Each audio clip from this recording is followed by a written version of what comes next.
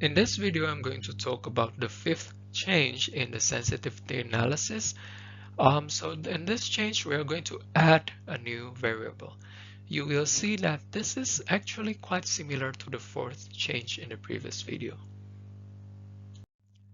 Again, just a quick reminder, in performing sensitivity analysis, first we need to obtain the optimal table and then use the formula to see how the changes affect that optimal table. Specifically, whether each variable in row 0 still has a non-negative coefficient. Also, whether each constraint still has a non-negative right-hand side. If that is the case, then the current basis is still optimal. The fifth change is about adding a new variable or activity.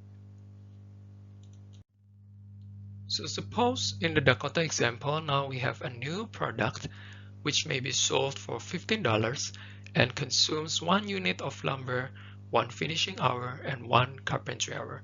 Let's see how it affects our current optimal solution. When we have a new variable, actually it is quite simple. We just need to compute the C hat for this new variable. So C4 is 15, and then small a4 is 1, 1, 1, and then C hat 4 is, we use this formula, CBVB inverse is 0, 10, and 10. It does not change from the original problem. And then A4 is this, and then C4 without hat is 15. And then we get that C hat 4 is 5. So the change of the new variable affects the row 0. But because it is a non-basic variable, what we need to check is just whether C hat 4 is greater than or equals to 0 or not.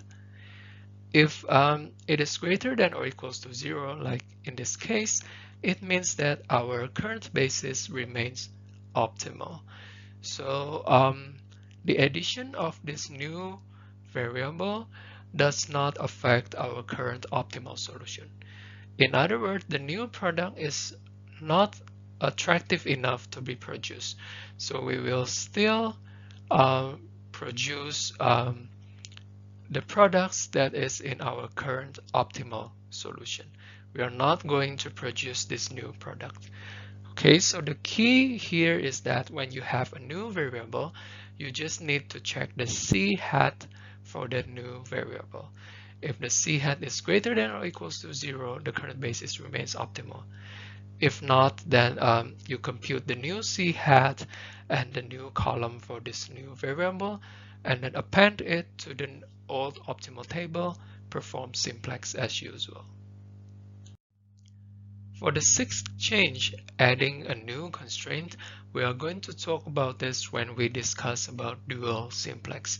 So we will solve the sixth change using dual simplex that I will talk about in the later week. So to summarize the changes that we have seen about what we need to check specifically, for the first change, when you have the change with respect to the objective function coefficient of a non-basic variable, you just need to check the C hat j for that non-basic variable itself. So if you change the variable xj, then you just need to check cj hat and see whether it is still greater than or equals to 0 or not. For the second change with respect to the objective function coefficient of a basic variable, you need to check cj hat for all non-basic variables.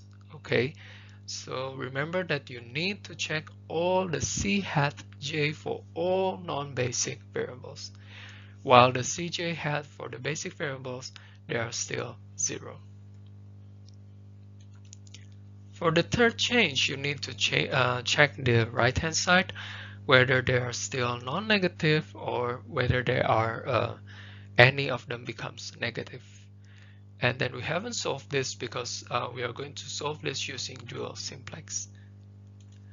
For the fourth change, again, you just need to check the Cj hat for the non-basic variable itself. For the fifth change, you just need to check the CJ hat for the new non-basic variable. Okay, so that is the summary of all the changes and what you need to check. And then to be able to do this, you really need to be familiar with all the notations, that formula that we talked about last week. So I strongly suggest you to revisit that topic last week about all the notation and formula. If you're still not familiar with B inverse, CJ, CJ hat, AJ, B, and so on.